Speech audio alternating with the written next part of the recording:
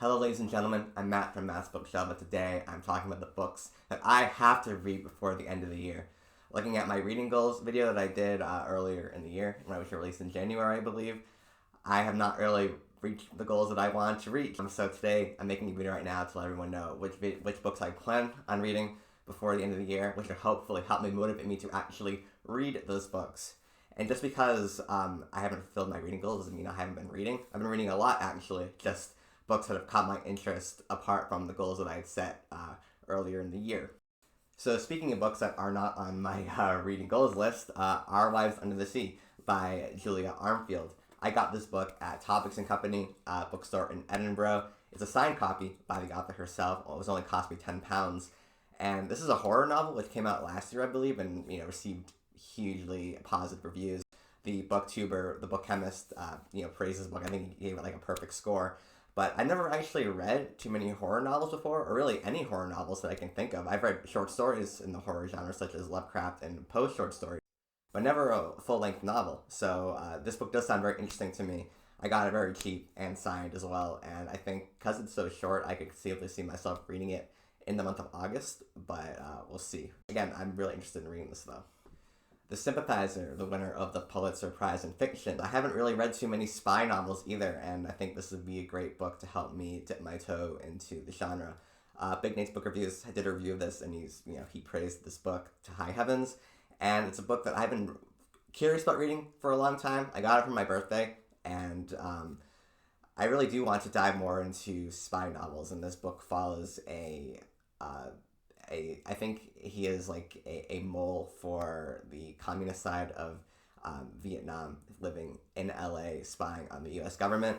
And another reason why I want to read this book is because my favorite filmmaker, Park Chan-wook, is developing currently a miniseries on this book set to be released on HBO Max next year. And so I really want to read the source material before I actually watch the show, because Park Chan-wook is such a great filmmaker that I know that he's going to be taking so many small details from the book and implementing them in the show. So I kind of want to be prepared for all the nuances and stuff of the show by reading the book first. And also I want to read the book because it got really great reviews, and I really do like Cold War era fiction and storytelling. So this is a must read for me before the year is over.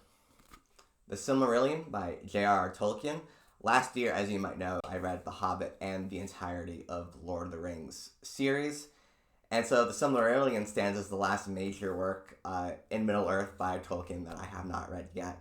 I've heard that this is more aimed toward like die-hard Tolkien fans, which I'm not a die-hard Tolkien fan. I do really appreciate The Lord of the Rings.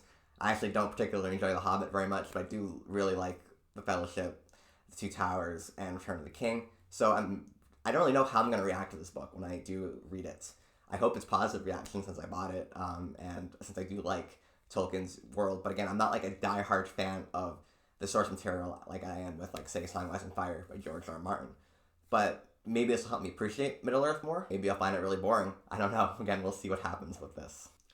Goodbye to All That by Robert Graves. Robert Graves can be thanked for completely wrecking my reading goals for the year. I, on a whim, decided to read I, Claudius, and then that completely changed my reading direction for the first half of 2023. I, Claudius is my favorite book of the year so far that I've read, and then Claudius the God is also a phenomenal sequel to the book. I've done some digging into Robert Graves' past, and just from the Wikipedia articles alone, it sounds fascinating, and I've heard Goodbye to All That is a fantastic memoir, or an interesting memoir, and a memoir that also caused Robert Graves to lose a lot of his friends, and which I think this book takes place, it's written from his birth to year 35 of his life. And so, again, it's covering a majority of his youth. And from what I've heard, from what I've read about Robert Graves, it's, a lot happened to him during this time period, such as World War I, such as moving to Cairo to become a literature professor. And so tons of interesting things. I'd love to hear his personal perspective on it.